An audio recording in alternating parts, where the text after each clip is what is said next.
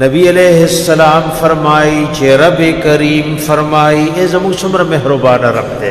یا ابن آدم اے دا آدم بچی کتما تراوی او دا ازمک دے طول تر اسمان پوری دا گناہونو ندک کڑین او بیا ما سر ملاو شوی خوص شید را سر شریک کڑین نے لَأَتَيْتُكَ بِقُرَابِهَا مَغْفِرَةً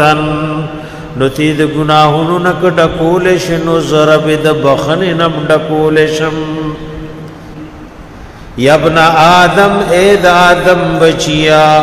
کچر ورسی گستا گناہونا عنان السماء وریزد آسمان تا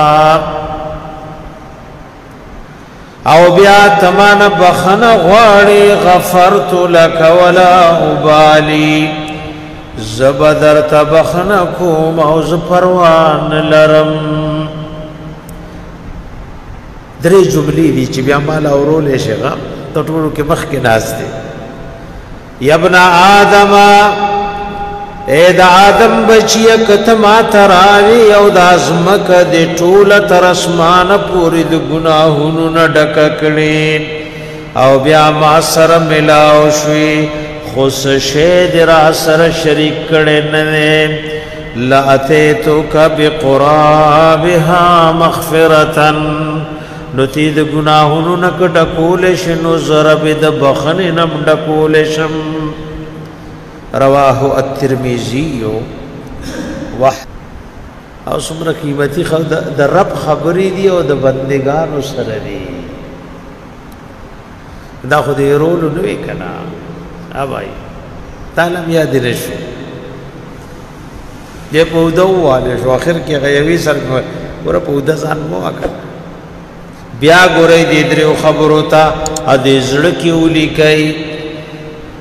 نبی علیہ السلام وی چه رب کریم وی اے بنی آدم تچ مارا بلی او مان امید ساتی اے زما در رحمت ننا امید دی نو زبدر لبخنکو سمر گناہون چی دیوی ولا اوبالی زپروان لرم ایسو کچھانے یری کی وی کدا سے میوکل بیابا وی چی دا سے چل لے اللہ کدا ټول خلق معاف کل سوکتا پوس کول والشتا دا یو جمله شوا دویم وی اے بنی آدم کستا دا گناہون ورسیگی دا اسمان دی وریزو پوری بیاد من بخنو غختا نو زبدر تبیام بخنکو موز پروان لرم او درم جمله دا اے بنی آدم کتا ما تراتلو کلاو دا ټول ازمک دی تر اسمان گناہونو ندک کڑی چرتا وڑاو لویا او یو قسم گناہ دی ند پریخی او بیا ما سر ملاو شوی خوش شرک دی ند کڑی نونا نگٹھا نمڑے نجوندے او نہ شرک اکبر او نہ شرک اصغر استبن دے کڑے